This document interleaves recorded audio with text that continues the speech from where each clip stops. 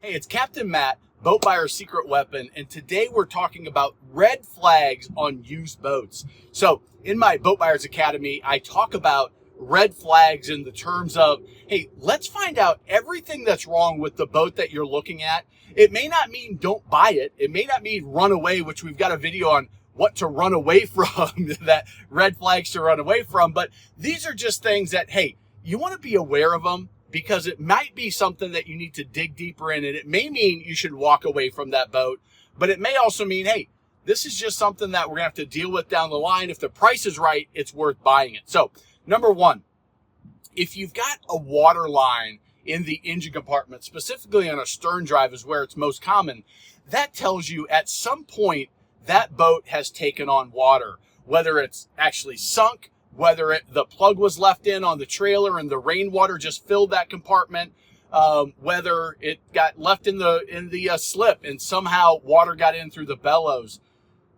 That tells you that there's a chance that water's got up into the engine, it's got into the stringers and kind of absorbed into the structure of the boat, and you might have a soft floor down the line. It may not be a big deal. It may be it got some rain in it, it filled up, it left that kind of scum line around the edge like you would find on a dirty bathtub, and that's it.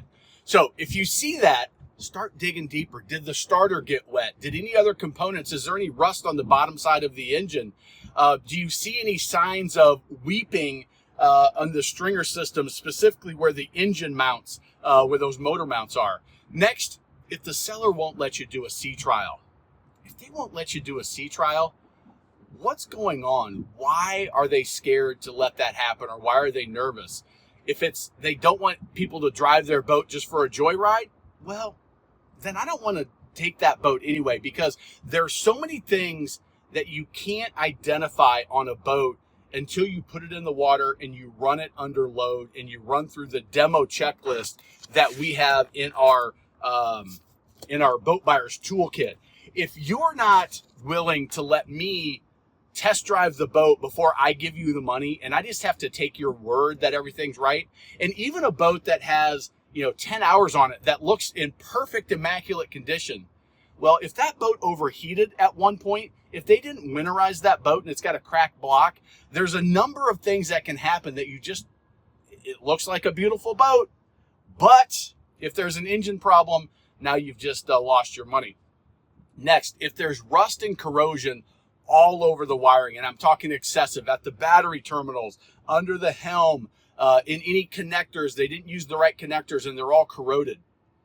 Up in the center console where all the electronics are, if that's super, super corroded, it may tell you that you're going to have some electrical issues down the line. So you want to make sure that you check every single system on that boat, make sure that it's in good condition, everything's working, that there's no wires that have some chafing on them, that everything's starting down at the engine compartment and everything's connecting properly, because diagnosing wiring issues on a boat can be very, very challenging and time consuming. It can be a nightmare. So if you see that rust and that corrosion, it tells you that, hey, maybe they didn't take care of it the way they should have. Maybe the wiring wasn't as high quality as it should have been, and something you want to be aware of. Now, a boat that hasn't been run for a number of years, I'm not a huge fan of. If it's been over 2 years, you've got the chance for bad gas. Did they put it away properly, even as short as a year? Did they treat the fuel? Did they disconnect the battery? Did they winterize it? Did they put anti-corrosive spray on some of the parts that need to be lubricated, that could potentially seize if they're not run, exercised on a continuous basis? And even things like blowers and bilge pumps, freshwater pumps, head systems, all of those things do much, much better when they're used consistently. So when you have a boat that's been sitting for a long period of time, there's a lot of questions about, is it going to run for 10 minutes and then die? Is it going to seize up and not start? Or when it does start, it's kind of breaking that seize and now it's damaged it in some way. So there's a lot of things you need to be really cautious of when you find those boats. A lot of times they're great deals, but if they sat for a long time, it's a red flag. Slow it down and make sure that you're making the smart choice. If you are on an outboard, you pull out that engine cowling and it's a mess. There's salt everywhere. There's beehives built in there. There's dirt daubers that have huge nests, not just little ones. That happens. But if there's excessive amount of stuff in there that shouldn't be there, usually it's salt buildup if you run at the coast. Beehives and bird nests are big ones. It takes time for those to get built, and it tells you that probably they haven't been keeping up on the maintenance that they need to be doing on that boat. They haven't been using it. If it's bird nests and bees nests, they haven't been using it the way that they should be. And they certainly haven't taken that cowling off in a number of months or years. So slow it down and inspect that area in even more detail.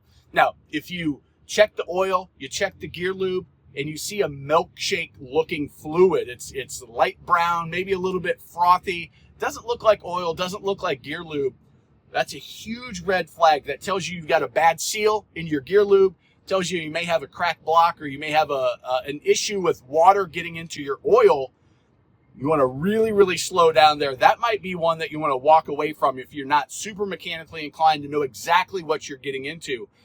Depends on how long that milkshake has been in there, but it could mean major, major issues even on the lower unit. Not just a new seal, but hey, did it damage some stuff because it wasn't lubricated properly over time? So you really want to dig into that in more detail before you move forward with that boat.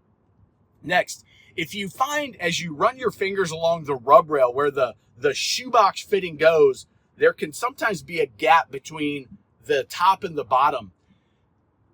That gap tells you that, hey, something has flexed a little bit more than it should have. Maybe the boat was just made and not as to high quality standards.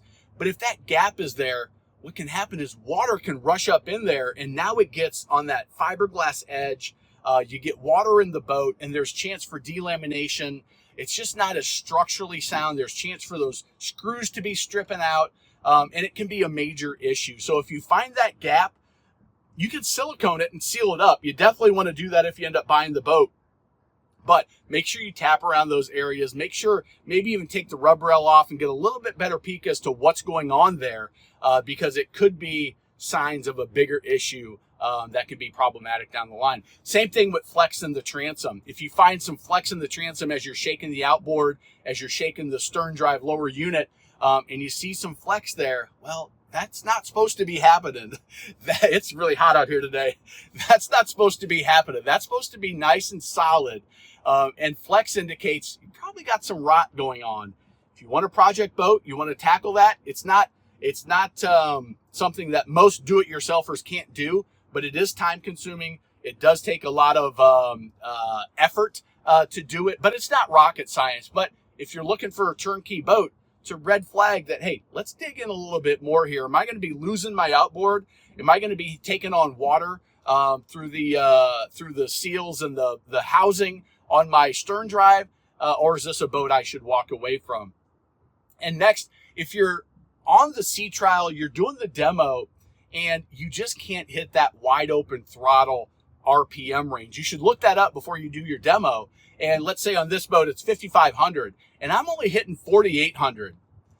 Well, that tells me a couple of things. It tells me either I've got too big a prop on the boat, and it's just not getting to wind out where it should be, or I've got some mechanical issues. The engine's just not running as strong as it should. Maybe there's compression issues. Maybe there's some other issues, but it's an indication that something's wrong. Same thing if you go over. So this boat should be about 5,500 and it's running 6,500 and you're hitting the rev limiter at 3/4 throttle. You're getting that beep. Well, something's off. Is it propped wrong? Well, how long has it been propped wrong? Because that's really hard on it to run with the wrong size, too big or too small to prop. Is there a mechanical issue that you need to go? So again, red flag, slow it down and do a little bit more digging. If you've got other red flags, go ahead and add them into the comments so we can share it with people that are looking at their first or next used boat so they don't buy somebody else's headache. If you are looking to buy a boat, grab the toolkit. It's boatbuyerstoolkit.com, totally free. Check it out there, 25 pages, how to demo a boat, questions to ask, a lot of great info. And remember, life truly is better on a boat.